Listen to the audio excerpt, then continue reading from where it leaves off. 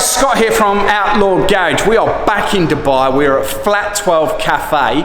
We have the ultimate video today. If you're going to modify a 911 964, this is the ultimate guide to all your modifications and upgrades. So we're back here, we're at Flat 12 Cafe. We've got Tom's 964 with us today. One of the inaugural members of the Outlaw Garage YouTube channel, because we did a video on this car when it first arrived, long time ago. But here we are, 964. We're going to go through modifications, upgrades, everything you want to do with a 964, and we're going to have a walk around it. I'm Tom, live here in Dubai, been in Dubai just over 20 years.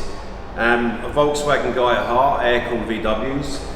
My friend in California has always been trying to convince me, get yourself a 911, don't muck about, you'll enjoy it, you better, hit the twisties. My friend said, look, why don't you get a 964 in Dubai, it'll have AC, you better use it a bit more. Trailing through all the websites in the States, found this car on Craigslist, got it for a good price, bought it off a guy who was an enthusiast as well. My only thing I needed was a car that wasn't crashed, and a car that was running and wasn't rusted. That was my three things I needed. So it ticked all those boxes. The car, when it arrived in Dubai, was just a daily driver. The interior was like a linen white interior. That's all gone. Oh, I forgot that it was linen white. The car was like, it was a rolling project. It was a driver quality, poor driver quality, chipped, all the rest of it. So since it's been in Dubai, had a kind of plan to, modify the car. So if we start at the front here, starting at the front bumper, we've got the 3.8 RS spoiler modification at the bottom. Oh, I'd missed that as well. We've got the... look at that. I'd missed that. That does look nice. Now you've pointed it out, I've noticed that straight away. So basically 964 RS ducts, so brake ducts going in, so it gives a little bit of extra air. On this one, I directed the air to the oil cooler. I wasn't interested in cooling the brakes. Yeah. And on the right hand side, obviously got the AC unit still here, so that's giving some extra air there. How's your AC go? AC's been very good, but I had to rebuild the whole thing here. I had to take the full, they call it the suitcase. Yeah. Replace the fans, the evaporator, and compressor's been replaced as well. But runs okay, because it gets runs good. Humid here. Humid. It's probably not the heat that bothers you so much in Dubai, it is the humidity. Yeah, that's the killer, isn't it? That's the killer. And obviously headlights, I went with the 911 headlights. I met Lee in the States. I actually drove the car into Lee when I first bought the car. I drove the car from San Francisco to LA, down the Luft. Went to see Lee, fitted the lights there, which is nice to meet him, which is always different. But they're still working, I love them. I mean, the previous lights, pretty much candles. Yeah. Pointless. It's a nice touch with the colour that you did, like with the matte. We left the matte black and obviously the gold rim. So yeah. We thought the gold would kind of tie in with the badge at the front. Yeah, I think that ties in really well. It ties in nice. Obviously, still on the front bumper, gone for the smoke lenses with the orange bulbs inside. Again, I wanted the de-ginger the car. I didn't want the orange bulbs at the front. Yeah, nice touch. Especially because it's a slate grey car. Slate grey car. Then we get to the hoods. This is Kevlar. Oh, so look at that. So we'll open. Do that again. That really flexes, doesn't it? So I'll open it up so you can see. Kevlar. So that's a mod, that is. So it's a Kevlar hood. Look. Yeah. It weighs about 7 kilograms. Oh, does it? Yeah, compared to obviously 19 for a standard hood. So that's a nice saving. Yeah, because you can tell, even with the strut, the hood doesn't stay level, does it? No, because it's flexes. So it flexes, yeah. Look at that. Yeah, you don't have any gas straps. Now I know the story of how you picked that up. Yes. Yes. That might not be a story for the video, but that's okay. But that's a brilliant pickup. It's a good pickup. There was a guy here in Dubai had a 964 turbo. He had this hood on it from Japan. We done a swap. Everyone's happy. If we get into the front of the car, I think you got the best side of that. I got the best side. You got the best side of that swap. So then we get into the front of the car, and okay, it's obviously a 964 C2. Yep. Suspension wise, this car's running deep H&R coilovers. Oh. And obviously top mounts are now Elephant Racing monoball top mounts.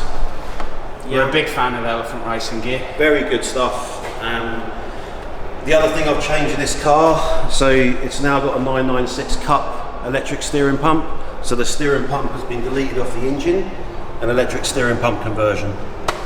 Oh, so it stops the a little bit of power loss from the engine. Yeah, so we put the blanking plate. We've got Patrick Motorsports blanking plate on the cam, so there's no steering pump there. All the pipe work's been removed, and now this electric pump just feeds the steering rack at the front. Yeah, 996 cup steering pump. So that wasn't really much of a hard thing to install. It wasn't. You just need to do some modifications down here, cut through the bulkheads, a little bit of pipe work you can see here, at the back. But yeah, a nice little mod. The only thing is you lose your spare wheel thing here, so you can't have a spare wheel. So I've got some fixer flat in there. Yeah, but most of the time those run flat. Yeah. Like, because you're running modified wheels as well. Yeah. Like, you may as well just put the green goop in it and just kind of forget about it. Run with it. So that's a nice mod. Is that a common mod on a 964? It's not a common mod, but it's something that you can do. Obviously, the 964 RS and the 964 RS America had no steering pump at all. It was manual steering. Yeah. Now, given if you're going to be running like Cup 2 tyres and stuff like that, driving normally on the track, it's pretty good, but driving normally, the power steering does help. Yeah, parking. Just makes it a bit more usable. Yeah, because you drive this a lot. I drive it a lot. I've done 25,000 miles in it since it's been in Dubai for 3 years. Yeah. So I drive it as much as I can. Yeah. And what made you go with the suspension that you got rather than KW or something? So the car, when I bought the car, it had the H&R deep coilovers on it. Yeah. And I was kind of intending to go for a KW or maybe go for something else, but I actually really like it. I think it's really, it's compliant, it's nice on the street. I've had it on the track, it's still quite nice. Because suspension wise as well, it's got H&R sway bars as well. Okay. So the sway bars have been upgraded. It's got the bump steer kit on it from Elephant Racing as well. Ooh. On the rear, we've got the 935 monoball trailing arms. That's been done as well. So it's very, very monoball. But yeah, anti-gravity battery. It weighs about 4 kilograms compared to a normal battery. Lightweight, save a little bit of weight. Yeah, so H&R deep coilovers, monoball top, Elephant Racing, obviously brace bar, standards. Yeah, it just keeps it tight, doesn't it? Yeah. Yeah, it just keeps it tight. So I was very lucky with the wheels. I wanted a set of these 001 Outlaws from 1552. I was trying to find a set. Alex at Sharkworks was trying to help me. The guys at 1552 said they were no longer available. So I was okay, I'm not going to go down the BBS route, E88s, which is kind of what everyone does, but I was kind They're nice, but you see them around a lot. Yeah, it's kind of the standard modification. Then I got a random email from Alex at Sharkworks, said, look, we found a set, the last set. So here they are. Very lucky, very, very lucky with those. And even Magnus posted and said that, last set of these wheels sold. So very, very lucky. Yeah, they're a nice touch. Tyres? Tyres, Cup 2s. So Michelin Cup 2s all round. They're not available here. I had to ship those in, which is a pain in the arse because of the size 17 inch. You use tyre rack still? No, I use Demon Tweaks in the UK. They were very quick. But yeah, these tyres are great. Obviously the weather here is perfect for them. In the UK, I wouldn't be using Cup 2s because as soon as it rains, they're a little bit sketchy. Yeah, tyres. And they'll get warm here quick and then all of a sudden become a little bit sticky, don't they? They work well here. Brake-wise, complete brake upgrade. So running 993 brakes all round. That includes the master cylinder, brake booster, everything's been upgraded. The front discs are actually for 968 Club Sport. Oh. And the rear discs are off a 964 RS.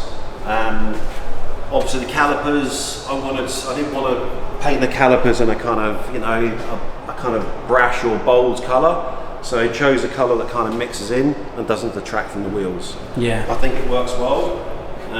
You can see. Yeah, I think the silver's nice. Yeah. Now, with your brake upgrade, that's not. There's a bit of wiggling around with that, isn't Oh there? yeah, definitely. I mean, like in the front of the car, you've got to remove the whole brake booster, the master cylinder. There's a little bit of modification required there. Yeah. And obviously, it's a bit of a jigsaw puzzle putting the parts together. So you use because you had to. There was a bit of research involved, wasn't there? And there was buying parts, and I remember at the time you were like, I need to find this part, kind of jigsaw the thing together. Yeah, so I spent probably about 4 or 5 months getting the parts. The most difficult thing to get was a 993 booster, a master cylinder. I managed to find a complete assembly in the US, which was great, and that meant we could do a straight swap in, because what you shouldn't do is do the upgrades without changing the master cylinder and booster, because the C2s come with a smaller master cylinder and booster, and you really need to upgrade that when you do the brakes. Yeah, because otherwise you just won't get the pressure, will you? You won't get the pressure, and plus when the brakes, obviously the pads wear down, there's a risk of you losing brakes. And the reason I upgraded the brakes in this, I had an incident on the track at the Autodrome, coming down the main back straight, and the pedal just went soft, and I had to use gears and the handbrake to slow down, and I said, right, that's it. Yeah, still, you know.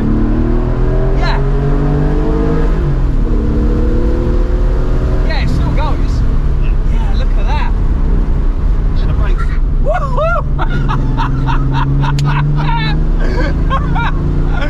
Yeah, it stops. Yeah. So the front brakes, we use 968 M30 Club Sport discs.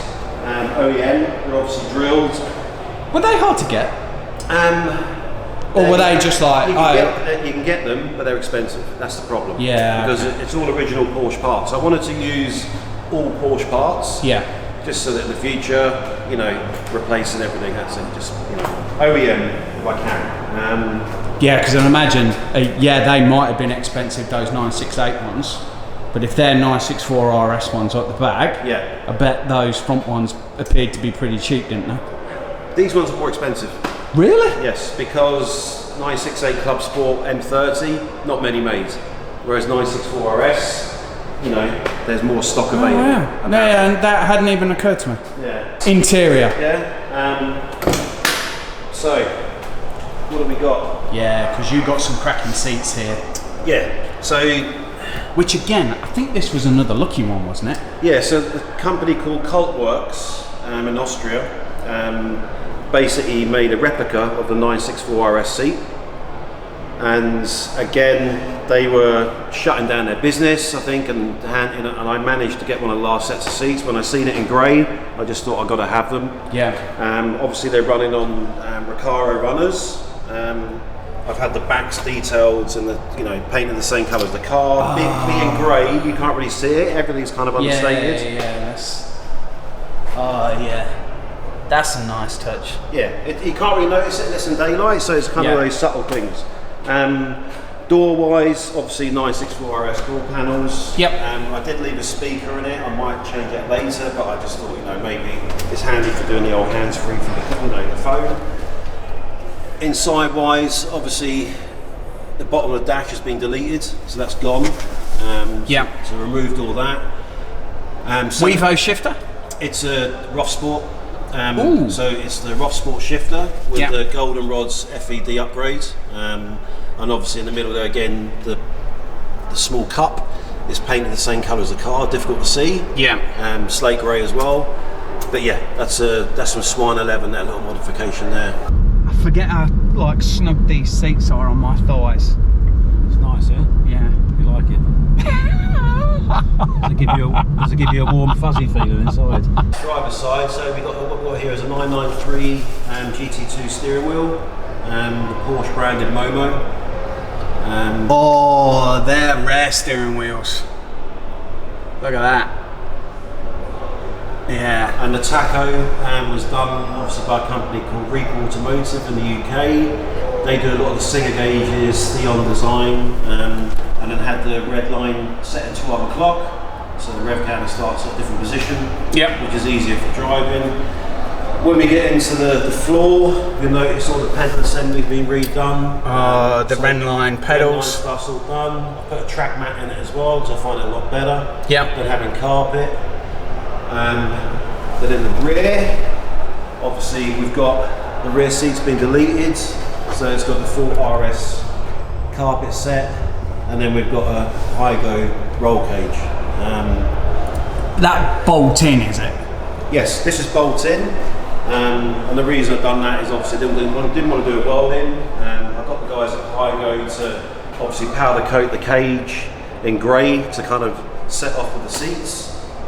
Yeah, it's a nice roll cage. Give a nice bit of contrast. I didn't realise you had that done, but that's a really nice touch. Yeah, and then, you know, obviously with this cage it ties in the chassis, so you do get a bit of strengthening from it. You can, it tightens it all up, does it? It tightens it all up. Then obviously the other thing, this car used to have a sunroof. Yeah, originally a sunroof car. Yeah, so this now I know when you get into fascinating. Yeah, they weigh a reasonable amount of sunroof. Yeah, the sunroof mechanism comes back to about here. To remove the sunroof, you've got to remove all the spot wells and take the whole cartridge out, and then you're left with a hole. And this is where we get with people start to get fascinated with weight reduction, battery, sunroof gone. And it's more headroom as well. So when you in this car, the seats are mounted pretty low, but still, when you've got a crash helmet on with a sunroof, your head does hit the sunroof. With this, you get around an extra 1.5 inch, headroom. So in a 911, normally you gotta, if you're anything over 5'10", like when you've got your helmet on, you normally have to squat a little bit. Yeah, but now don't. So the headroom's there, the sunroof's gone. Obviously, there's a few different ways of deleting the sunroof. You can do a complete, replace the whole roof down to the pillars. You can do a carbon insert. Carbon insert is the thing grafted in. What we did on this, we went with a panel, it's called Fen Lane panel. So it's an English wheel, rolled panel. It goes in and they spot weld, so we spot welded all of the panels going to be spot welded in. Yep. And then obviously, that's it, it's finished off. So it's welded in panel. And obviously the headliner was then replaced as well with a non-sunroof headliner. Yeah, I think that's a cracking touch. Yeah. And that roll cage, I'm a real big fan of that. That's a really nice touch, that is. I put the harness bar in because, the plan is when I get the engine rebuilt, eventually, I will track the car a bit more, so I just want to be ready for that. I do like that, the tack. Yeah. I've got another one on the way, the Ruby Snow. Oh, have you? I found another tack for like $100 on the web. Oh, really? And then just sent it to the guy to get it done, Coming to the rear of the car, obviously, we've talked about the wheels and brakes. On the rear, we've got the 935 monoball trailing arm modification done on here as well. Okay. Which just tightens things up a little bit, gets rid of all that kind of, any kind of looseness. Engine bay, 3.6. The only modifications to the engine are, it's got a high flow cap, 200 cell. It's got the 964 cup pipe at the rear. Okay. And obviously just a straight Dansk open tip at the back. It's got a Steve Wong chip. So Steve Wong chip has been upgraded. Which is a standard thing on a 964. And it's got the 964 RS lightweight flywheel and clutch. Intake wise, I'll probably shine a bit of light here for you. Oh no, I think we've got it. Yeah, so this intake here, this is from Group M in Japan. So very different air intake. So inside here there's a K&M filter. So the idea is when the deck lid is down, fresh air is going into here. Okay. It's going straight into the engine. What I found when the car first came to Dubai, you sit in traffic, gets a bit hot, the car felt a bit sluggish, you could feel it was sucking its own air. This made a big difference. It really did. It really did make. It did make a nice difference. But yeah, the engine's obviously been. We've given it a full service. It's got the RS duct on it. Yeah. I have changed the intake. So the intake on here was previously an aluminium one. This is the later one, which is a plastic intake. So that's all been upgraded. The plan with the engine is to do a rebuild 3.6, but using lightweight parts. So I might go titanium rods, all that kind of stuff to make the car rev a little bit higher. New engine mounts, they look like. Yeah, so these are the Redline engine mounts. So at the moment they're using the RS inserts. Again, it just tightens all the rear end up, which is great. Yep. Gearbox wise, the gearbox is stock at the moment, except for the flywheel and clutch. I've got a Guards limited slip diff ready to go in. So that's the next project. We'll take the box out this winter and then put the Guard limited slip diff in and just do a box refresh. I was going to change the gear ratios, but I've kind of gone away from that now. I want to keep it as it is and just put the limited slip diff in there.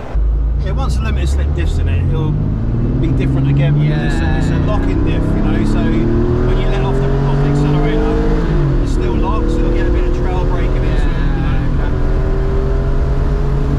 Bodywork wise on the rear, obviously it's got the RS rear bumper, so that's been modified. This was a US car, so it would have had the small number plate. Yep. So this has been upgraded to the RS. This ducktail is actually a real 964 engine lid. It's been cut out in the middle, and there's a company in the States called Stratton, and they graft in this fiberglass. So this is steel, that's fiberglass. And the idea is... I haven't seen that before. Yeah, the idea is that you're using an OEM frame and just putting this in. Yeah, because I know... The fiberglass ones kind of warp and, you know, they don't... No, they crack a little bit, because I took mine off my SC, and that, it had weathered a little bit. Yeah. Whereas now that will be solid as a rock. That's it. It's been, you know, it's sunk when we first painted the car. It's sunk first, polished it back out, and that's it. Now it's done. Yeah, that's a nice touch. Yeah. And that was done in the States for you, was it? Yeah. So you have to send an original lid to the guy in Florida, then he cuts it up and sends it back to you. And then the grille. This is a laser cut aluminium grille that, you know, designed and put 964 in the back. Guy in Germany, flat 6 parts. Fantastic, powder coated, and this actually weighs less than the plastic grill, which is shocking. Does it? Yeah, it weighs less. And then you got the mesh underneath it as so well. it comes with a mesh, that's it, just to protect the engine bay. Yeah, I had to roll the front and rear arches as well, you know, because the tyres... you got a bit of rub, did you? Yeah, so I rolled, front and rear was rolled and repainted the car. Yeah, okay. You know, just if you're going fast and you hit like a big dip in the road, the front sometimes just the catch. So just to be safe, I just rolled the front. Yeah, so don't worry about it, you know. So from the last time we caught up, there's a lot happened, because it hadn't been like, you've done a full respray on this. Yeah, there's a windows out, bare metal paint job, and obviously during that process, it's always worrying because you think what you're going to find on the car. Oh, absolutely. Luckily, there was no rust. The only rust that we had was in the usual 964 place, which is here. 964s, 993s, what happens is water gets trapped down here, and this area here rusts. So when we took all the bare metal of the car, there was a little bit of rust here. So it's a simple bit of filling. There was no more damage down inside the wings or anything, so all good. And nothing down here or anything? Nothing, all good. Yeah, okay. So that's always a worry when you bare metal a car, to find out what horror stories. But luckily, all we found was, dinks from its life where someone's opened the car door into it, and small little places where it had been filled. Yeah, considering the mileage, 100, nearly 49. Yeah, but it runs like great. Yeah. Did it have a rebuild before you got it? No. So that's original mileage. Yeah. Yeah, it sounds great.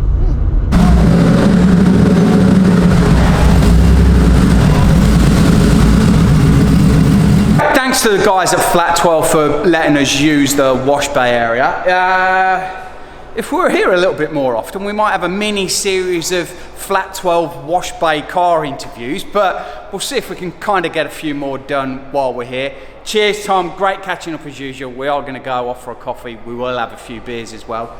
This car, brilliant. Driven, used, modifications are absolutely fantastic. There's a few highlights: brakes, the splitter on the front, the bonnet, great deal, and I do love the roll cage. I'm thinking about that for our Targa as well. So please give the video a big thumbs up, subscribe to the channel, and we might be back here very soon. See you later, guys. Bye.